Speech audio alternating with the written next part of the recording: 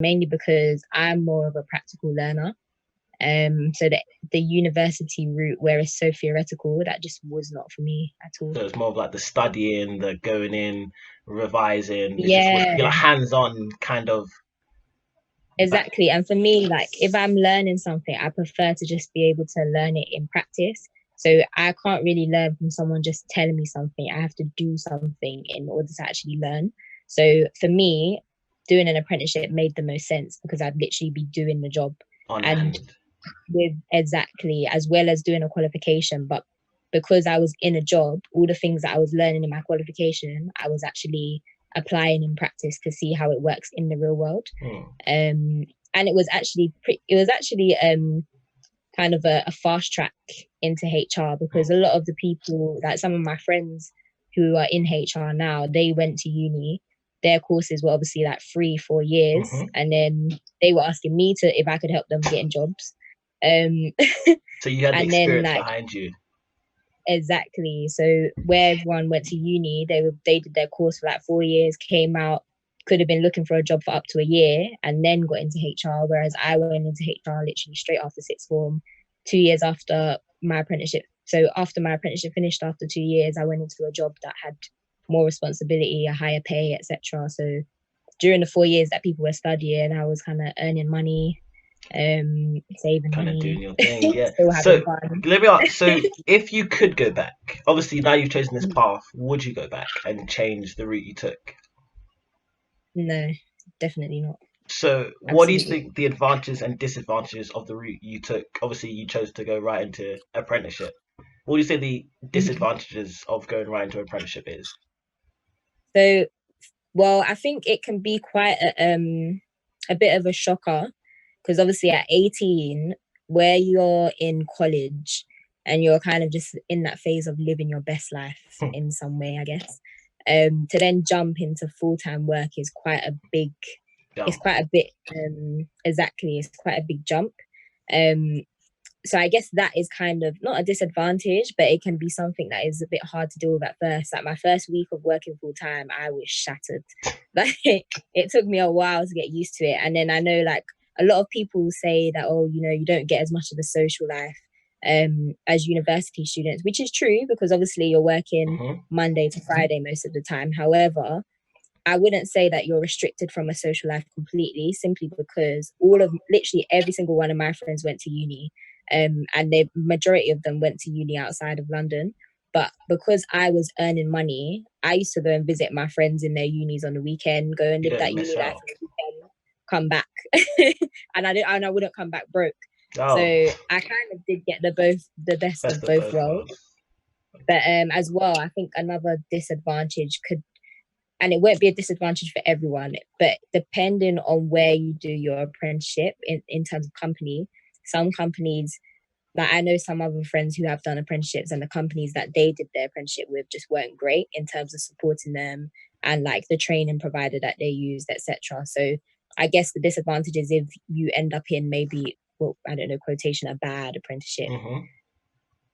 What are the advantages of doing an apprenticeship? Okay, so the first one is the experience that you gain. Because especially from working in HR where I've recruited for people to actually bring people into organizations. And I'll be very honest, the main thing that companies will look at is your experience. Because if you go to uni, you learn all these things in practice, but okay, let me just be blunt. If you have a degree and you've had no form of experience throughout the whole of your degree, good luck in getting a job, basically. Because if all you have is a degree and a company has 3,000 applications, literally your degree is just a piece of paper. So unless you have other things on your CV in terms of experience or volunteering or any form of experience, um, then you don't really stand out. So the biggest thing with apprenticeships is that you have experience from the jump. So even if you decide that you want to go to uni after doing an apprenticeship, you've already got experience on your CV. And apprenticeships are at least like 12 months, 18 months, 2 years, some are even 3 years. So if you have that amount of experience on your CV, that is extremely valuable if you have a degree on top of that. Um, And then the other thing is obviously the money. Of course. um, so with an apprenticeship, you get paid. Um, and there are a lot of apprenticeships that pay very well. Like considering if you're only 18 years old, there's a lot of apprenticeships that are offering minimum like 18K a year. And then you might get like bonuses on top of that and other benefits on top of that as well. And then because a lot of people don't tend to do apprenticeships, if all your friends went to uni, if you're earning like at least 18K a year, a lot of that you're going to be able to save, or you should be able to save, because all your friends are elsewhere and scattered across the UK in uni. So I think those are like the two main benefits. And as well, I think on top of that, it's just understanding.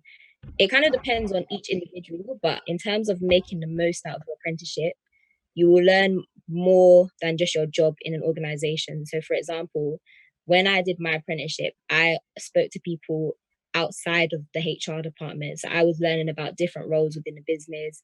I was learning different things about how the business actually operates. And that has then helped me in other areas outside of my job.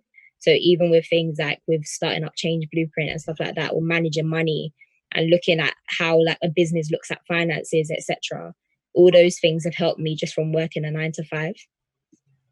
Okay. So let me ask you this question. You said obviously the work would take experience over a piece of paper, as you described it, or a degree. So if what would you say if you were hiring someone personally for yourself, would you prefer someone who has an apprenticeship, or someone who has a degree and work experience? I think it really, to be honest, it's with looking at CVs, it's like you get it's like a blurred picture of a person. Hmm. So some people, they can lie through the skin of their teeth on a CV, and then it will all come out in interview. Hmm. Um, so with CVs, I would never just hire someone on the basis of looking at their CV, because for me, I have to meet someone to then be able to establish whether that CV is even Hmm. validated.